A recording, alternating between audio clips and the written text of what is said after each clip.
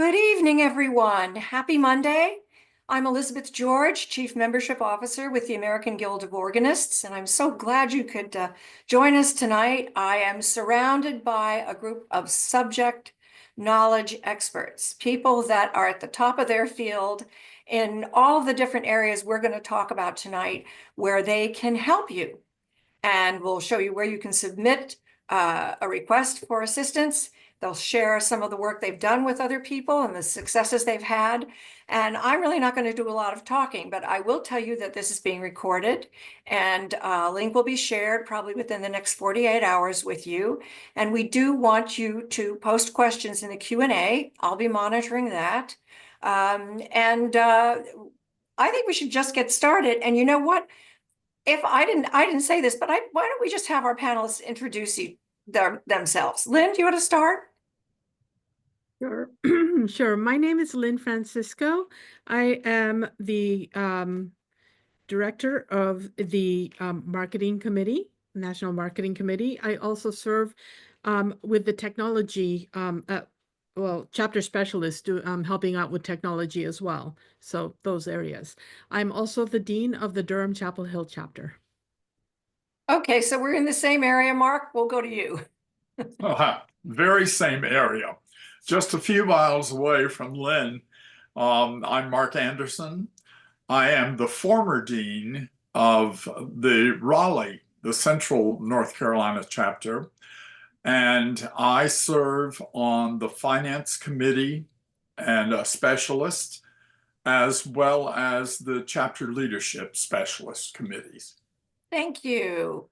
Okay, let's continue down south. David, in Tennessee. I'm David Oots. I'm the parish musician and liturgist of Church of the Holy Communion Episcopal in the east suburb of Memphis, Tennessee. And I have been a member of the AGO since my junior year in high school in South Carolina. And I'm a proud past dean of the Memphis chapter, and I have the past dean's pin. Oh boy, but those are relics now, I have to tell you. We don't have those anymore, but we do want to, we may purchase some more. We need to get them, some of them, well, anyway, it needs to be updated a little bit. And JW, my partner in crime often, who is a neighbor of mine.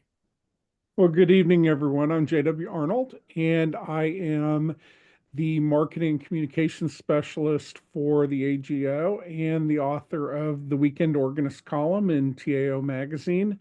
And I happen to be the sub-dean of the Fort Lauderdale chapter as well, and the part-time music director at Christ Lutheran Church in Fort Lauderdale. It's a shame you don't have anything to do, JW. I'm so sorry for you. Okay, well, let's kick it off. Harold Stewart may join us as well. He's serving as a chapter specialist support team in technology. But for now, Lynn, why don't you go ahead and kick it off and share some information about how you've helped some people. Sure. All right. So these were two separate issues for which we had received requests. One of them, I was actually able to render assistance because I also experienced a very similar type of issue with my work computer. And so I had to go to my IT person and say, help, my Zoom isn't working on my computer. What do I do? And so we troubleshot through things together. And as it turned out, it ended up that not only did I need to update my Zoom client, I also needed to update the operating system on my computer as well. And so once we did all of that, with his guidance, then we were able to get my Zoom up and running again. And so then, lo and behold, 2 days later, this request came in. And I was like, oh, I just dealt with that. I'll take it. And so I went through pretty much the same type of checklist with the requester that my IT guy took with me, and we were able to solve the problem. So that was a very helpful thing, and the person was very grateful that now they were able to participate in Zoom meetings once again. That's great. If you've got a checklist, maybe we could share it. I could actually generate it, because actually what I did in preparation for this, I Okay. I actually found the email correspondence that I had with the IT. Okay, firm. well, we can add it as a handout. That's great. So what I'll do, I'll go ahead and edit it, and then I could make it available to you. Awesome, great, wonderful. And then the other issue, this one here was a separate issue. Another issue that was submitted was an issue with Google Docs, being unable to access shared documents. And so the person was like, well, I'm pretty sure that I'm shared on these documents, but why can't I access them? And so we troubleshot through that one as well, doing lots of screen shares. And then in that situation, I realized that the issue was the person had more than one Google account that they were administering, not only administering their personal Google account, but also administering maybe a business Google account or a nonprofit Google account, things like that. And so what you have to be sure is that if you're administering more than one Google account, that if you want to deal with shared documents, be sure that you are actually signed into the actual Google account that the document was shared with you. So like, for example, it may have been shared with your personal Google account, but if you try to access it through your nonprofit Google account, you can't access the document, and vice versa. So, luckily those were two pretty easy fixes that I was able to help the people who requested our assistance. So Well, that's was great. That happy- is really great. And I think people are so pleased because the response has been so wonderful. JW, what did you want to say? What did you comment? Unmute. Yep. I was just going to add that the same thing happens with YouTube channels and YouTube accounts.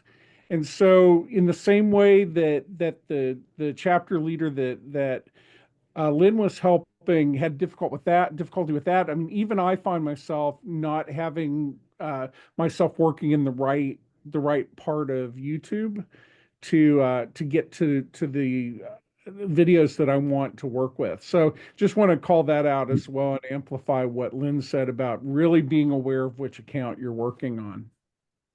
And I experienced that. This was a couple of years ago. I didn't realize that all of the webinars recordings were going to my personal YouTube channel. They were showing up on the American Guild of Organists. And there were lots of them. So we actually had to hire someone to migrate them over because I had no idea how to do that. So anyway, very, very good point.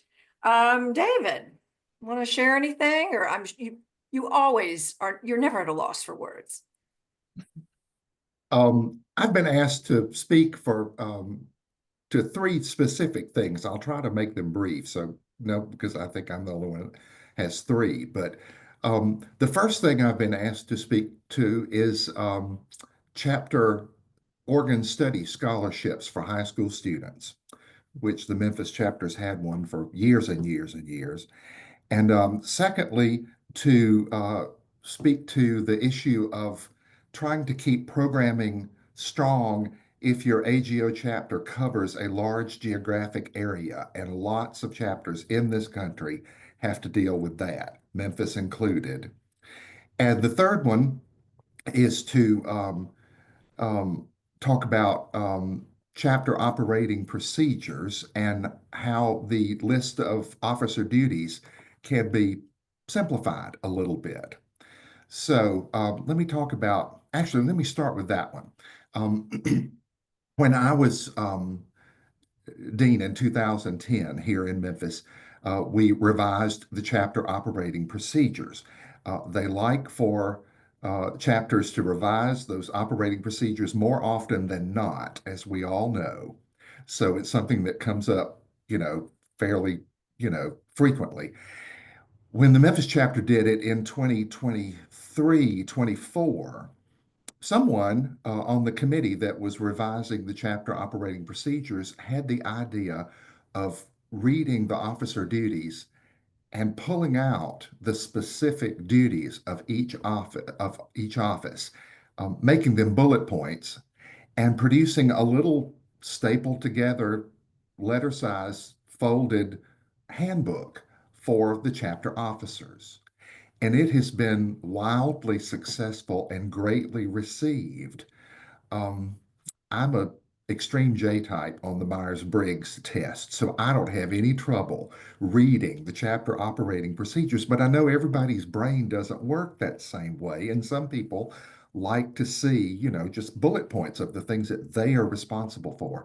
So for each office in this chapter, they just did a page in that little booklet of bullet points, and they did a really good job with it, and it's been very well received. So that's not to say you don't need to know what your chapter operating procedures are, but a little officer's handbook to give, especially new officers, has been very helpful. I think that's great. And you really nailed down the specifics, excuse me, of what needs to be done without a lot of the other verbiage that might be in the full document.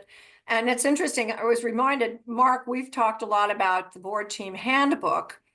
And you said, don't expect everybody to read the entire book. Pick one chapter.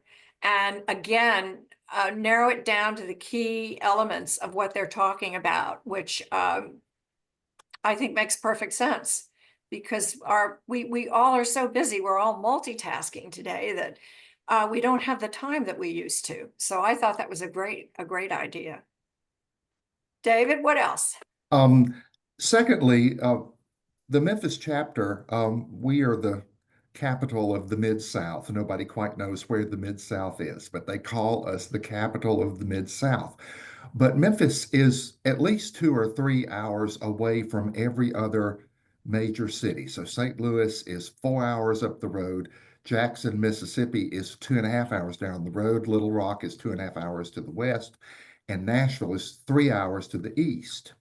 So our chapter covers most of West Tennessee, and the other city that is included that we have members from, well, there are a number of cities, but Jackson, Tennessee, which is about 1 hour and 15 minutes on the way to Nashville, east of here, is in our chapter. And then West Memphis, Arkansas, you can see from downtown Memphis, but it's just really right across the river, but you have to make an effort to get here from West Memphis.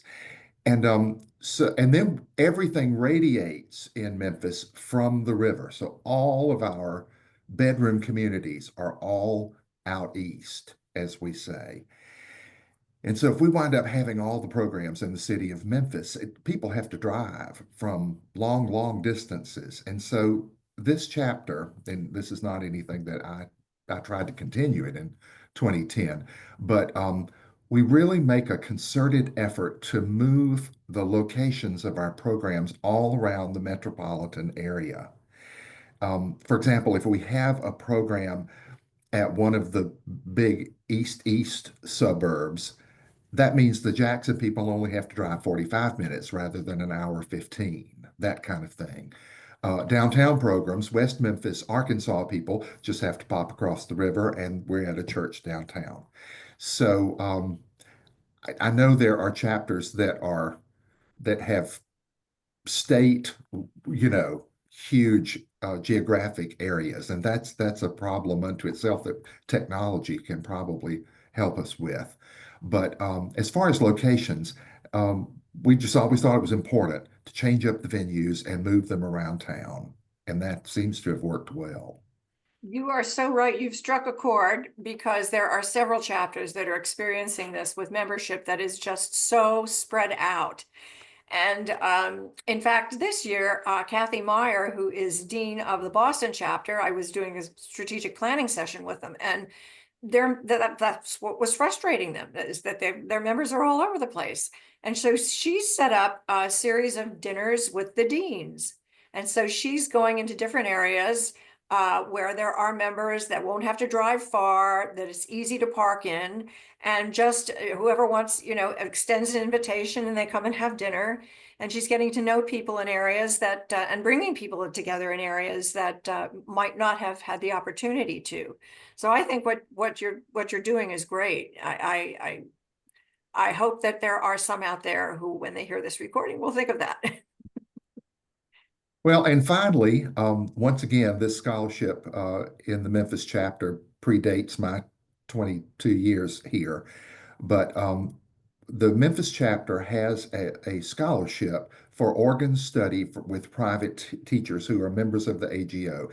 It's named the Mildred Ramsey Organ Scholarship, and it was set up years and years ago by David Ramsey, who was the long time organ professor at Rhodes College. He was a visionary. He was an educator as well, and a brilliant musician, sight reader. I just could play anything on the piano or the organ. And he took part of his mother's estate as just a little corpus and set up this scholarship fund. And we mentioned officers, and our treasurers in this chapter have they have watched things very carefully, and so they have been able to grow this money. And so each year, we try to have, there have been years when we've not had a high school student, but we have a scholarship to offer young pianists who've never, studied the organ before, or who want to study with a private teacher in high school, this scholarship. And I've been thinking just on my own about how a smaller chapter could start a scholarship fund. There are all kinds of ways to, come up with a little corpus of money. Do a members recital and have people pledge, or whatever, but to come up with a small corpus of money that can be invested and cared for and is a scholarship to offer high school students. I think that's great because we have had some questions about, we're a small chapter and we want to start a scholarship fund, but we don't know exactly how to do it. And I think there are a variety of ways. I think they feel overwhelmed when they see some of the chapters that have these huge, big, successful scholarship funds, which yours is now. And actually, this is a great segue into Mark Anderson, who can share a little bit about, how long has your scholarship been going on? The scholarship program in Central North Carolina has been going on now for 14 years. And one of the great things that I have been able to do in the position that I'm in now with the support team is to help 7 other chapters establish their first scholarship programs. The immediate thing is, how do we find money? Who runs the program and so forth? Central North Carolina has been extremely fortunate to have Lorraine Magnuson, and I'm very happy to put her name forth here, because of all the chapters I've worked with, Lorraine is just the most wonderful person that you could ever find to run a scholarship program. She has done remarkable things with the Cooper Miller scholarships in our chapter every year since its beginning.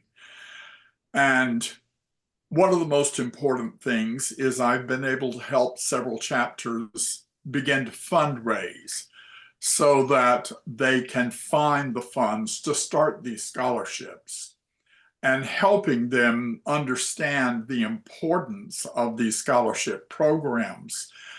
It's one of the very finest way to grow your chapter, because not only are you growing it through the young artists that are becoming involved, but you're bringing their parents' involvement in it as well. And a good example is one of our scholarship winners from last year. One of the last things that I did before giving up my term as dean was to take one of the parents of one of the scholarship winners and talk them into coming on the board. And she has been very energetic and very important to the new board. And then finding the right person to follow me as dean. And I believe that I have found an excellent person. And the chapter has grown. It's back from the pandemic. It's doing wonderful things. And a lot of that is because of finding the right people to carry forth. and knowing when it was time for me to move on as well. Well, we But always say leadership isn't a life sentence, but we were grateful for all of your wonderful leadership. But you've really started a leadership pipeline, which is something that chapters, I know they want to do it, but they don't know how to do it. We could probably have a whole other different discussion, and I know we've done webinars on that. But yeah, I know that you helped so many chapters with set up scholarship programs, and I think that's wonderful, and that they can't, if anybody's got questions, you can submit. I'm going to show you later where you can submit help, whether it's in technology or marketing communications or finance or programming or leadership development. So all of this that's what you guys are here for. So now we move on to our marketing maven, JW. Thanks, Elizabeth.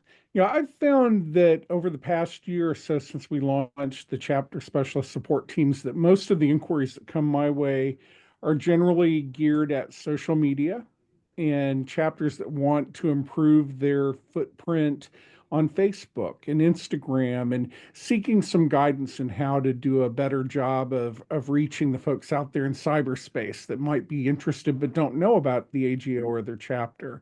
Other areas that I tend to work a lot is really in graphics and supporting their projects. It's helping them to determine which is the right version of the logo, which file type will work best for their application. And many times I will be happy to assist in helping them set up their files.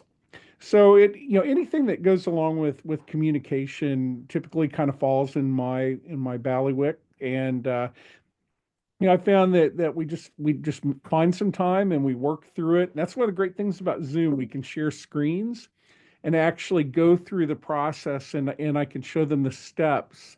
And I'm just going to point out too, I know we have a lot of people out there that are still finding their way around IMIS, our new membership database. And we have a number of videos that are available that take you screen by screen, or if you're not comfortable with the video, we do it with screenshots that'll take you step by step. And so don't be afraid to do that. And I think that the same thing goes with our technology team.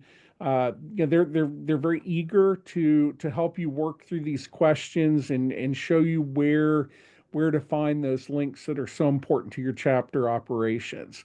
So all you got to do is ask. I think that's really the first step. And I know Elizabeth's planning on taking you through that process, because it's not hard, it's not scary. And look at all these smiling faces here. Everyone's looking forward to helping where we can. I'm seeing lots of thumbs up and hearts floating up. And well, I would be remiss if I didn't mention, and I just thought it was not only entertaining but educational, was the webinar that JW, was it a year ago? It could have been a year ago. How to build a website using GoDaddy in under an hour and 55 minutes. And it was great. The Greater Palm Beach County chapter was the guinea pig. And he was sort of like the combination of what would we say, a techie guy and Julia Child. He just mixed it all up beautifully. But I had a lovely email exchange today from someone who said, well, I'm not sure. I'm not comfortable with Facebook. And I said, well, we've got somebody for you who can help you. So we've got a whole team of people who can help you. So I'm excited about that. Shelby Fisher, who couldn't be here, who was also now on our marketing communications team, is a whiz with templates. So if you need templates for flyers, if you need templates even for newsletters, she loves doing that. And Canva, has some great resources, but she said, please be sure to let them know that I'm happy to do that as well. I do want to give everybody a tour of our website, where you can find some things and where you can request, you can submit a request. But does anybody have any questions? Anything that they want us to comment on, or? No? Okay, well, let's see if I can share. Okay. Wonderful. Tamara, can you let me see if I can make you, oh, JW, do you know how I can we let her speak on webinars or not? I'm not sure. I think if we were doing a meeting, we could. Tamara, can you put your question in the Q&A or in the chat? It's there. Okay. The very first one. Okay, Lynn, would you read it, please? Tamara says, we are having issues creating a directory. We'd like to list what church members serve, if there is one, and we can't find that on the website's listings. Also, we'd like to report which fund folks have donated to, and we can't tell what contribution category the contributions are coming to. Any thoughts? I know there's at least two funds with the Central North Carolina chapter. Durham Chapel Hill has the same. But yeah, that's true. When I look at the records, I can't tell which fund that the people have donated to, just that they donated to something. And we are working on that. We are, and I thank you all for your patience as we migrate to this new system that I think is really, in the long run, you're going to end up loving. And you'll find it will be helpful. But yes, we have had some questions about funding and where you can find that. And anyway, John Vanderlee says, how do we attract those youngsters? How to foster interest? We have a scholarship fund. Any ideas? I've got a few. What I did to find a lot of the applicants for our scholarships is I went to piano teachers. I went to other school programs, especially those attached to churches. I went to the actual ministers in different churches who were looking for organists and got a list of people who were youth choir members, youth pianists who played in Sunday school. Those are the people, and our scholarship programs allow pianists, young pianists who haven't even started with organ yet, to participate in the scholarship programs. And one of my best students that I've had in a long time came from that program. His first year with Cooper Miller was playing piano. That's wonderful. You know, it makes me think we have a lovely partnership or collaboration now with the Music Teachers National Association. And there are a lot of chapters that I'm sure might be near some of you that you might want to reach out to and say, you know, come and join us. We'd love to have you for a program. Have the teachers say, bring your students. So something to think about. Dan McCaffrey, I love it. He is not in the Membership and Technology Committee. He actually is a staff member, and he is now our IT specialist. And he is has the patience of Job and is so lovely in responding to people with questions and very clearly explaining what to do or why we're not ready for that yet. But as I hear others saying, you know, yes, you do need training on it. And as well, we need to update our website. Can we come to you for help? Absolutely. Absolutely, you can do that. That's what this is all about. You know, and it isn't just, Lynn is one of 4 or 5 people. Mark is one of at least 4 people. JW, the same with David. So usually what happens when a request comes through, it comes through me, and I will shoot it out to the team members and just say, who can help me with this? Just let me know if you're going to contact them, and just so I can keep track of it. And it really was so exciting last year to see the responses and the help that was provided. And so I said to our group here before we started, I've been remiss in not really promoting this enough. JW, you were typing something. What did you want to say? Yeah, I was just responding to one of the questions in the question box. So okay. Yeah. Okay. Elizabeth, I just have one quick thought about recruitment for students. I know this is an old AGO concept, and it's been 3 or 4 or 5 years since we've done one, but we have still continued the Saturday morning pedals, pipes, and pizza idea.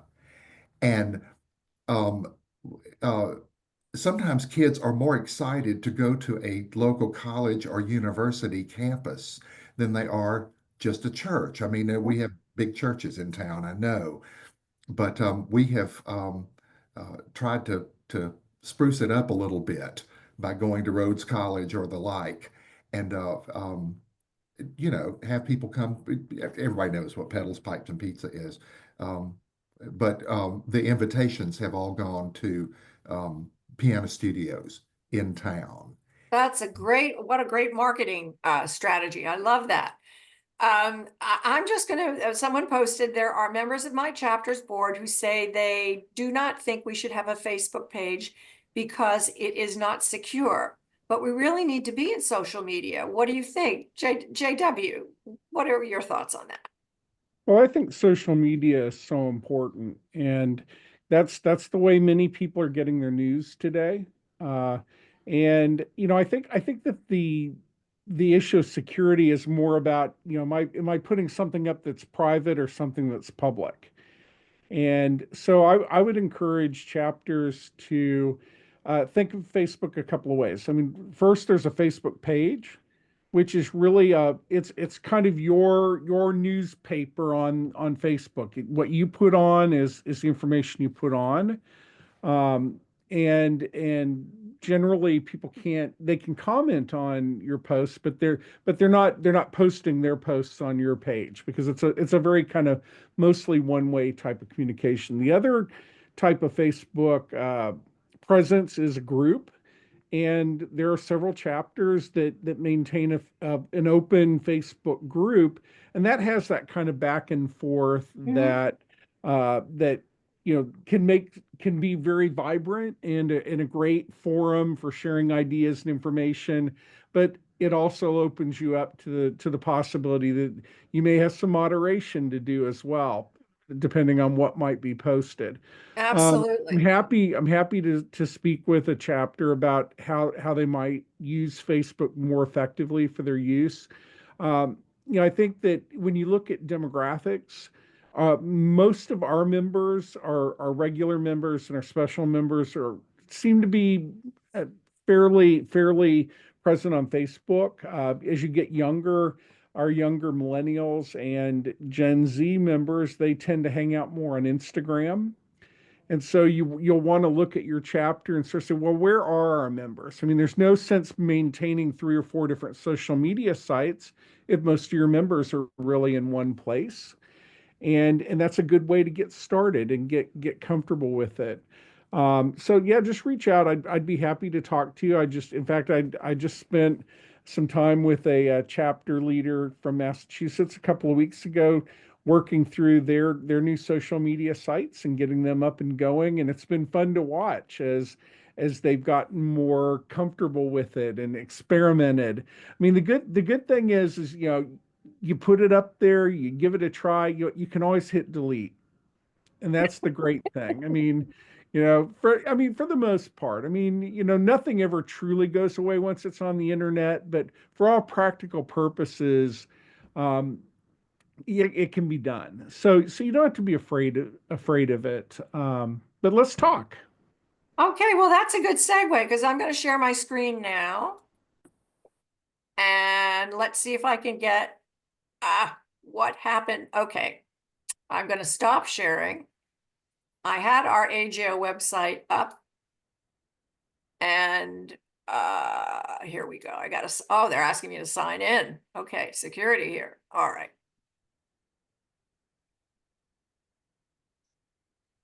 Okay.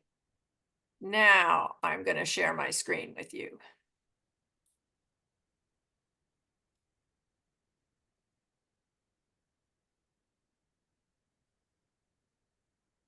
Okay, so this should be visible in a moment. Did it come up? Can everybody see it?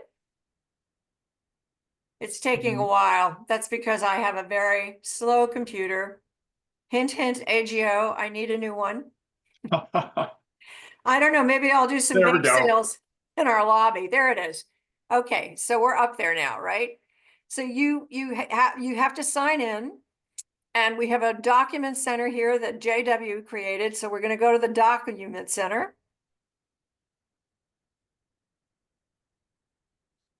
Very slowly we're going. This is my computer. It's not the website or anything. Okay, so we've streamlined our toolkits, but there's a lot of basic information here that is good. And then as well, we also have a link to our chapter specialist support teams. So you click on that, and it's going to bring you to another page that will tell you all about the support teams. There we go. So there's as I said, they're comprised of people that have served as chapter officers, and the area support, marketing, for example, as we talked about, newsletter design and distribution, membership and event marketing and campaigns, social media, as JW just said, public relations to promote events and activities. And then technology, we've talked a lot about Facebook and Zoom and setting up accounts. And then David articulated a little bit about programming, so you can request some help for programming, education certification, membership, chapter leadership, strategic planning, one of my favorite things to do, and financial development. So you scroll down and you need to put your name in, your officer position, your chapter, please, and then there's a drop-down menu. So you just can click on whichever one you want. If it was marketing and communications, we'd ask you then to enter your email, confirm it. And this is private. This is private. No one else is seeing this except me. But we do ask that you put a phone number in simply because often emails are bouncing back. And then you've got this open-ended box to say, here's what I'm dealing with. Can you help me? I need some help. And it might be a broad project, or it might just be, some quick 1, 2, 3, as Lynn said, things that can be solved very easily. And you hit your submit button, and as I said, they're all going to come through me, and they do immediately. And I would say response time overall has been within 24 hours, which I think is pretty fabulous. So given how busy we all are, I just want to thank all of my chapter specialists who have so graciously donated time to help others, because that's what it's all about, right? Collaboration. Well, I want to thank Lynn and Mark and David and JW for being here with us tonight. I see lots of thumbs ups and lots of hearts, so I think it was a productive webinar. Oh, I would be remiss if I didn't remind you about our upcoming Agoyo Live 25. We have a virtual conference for young organists that's coming up it's Friday and Saturday, right, JW? Friday and Saturday, I believe. And you can go onto the Agoyo page. You can see all of the speakers. There are going to be roundtables, workshops, plenty of time for networking. And you do not need to be a member to attend this. You just need to be under 30. So I guess I won't sign up for it. But in any event, please spread the word, because this is a first, and bringing the next generation of organists in is so very important. So please do spread the word, and we hope to see many of you or your students there. And with that, I'm just going to say thank you so much. Take care, and we will see you at the next, what I'm calling leadership labs now instead of webinars. Bye-bye.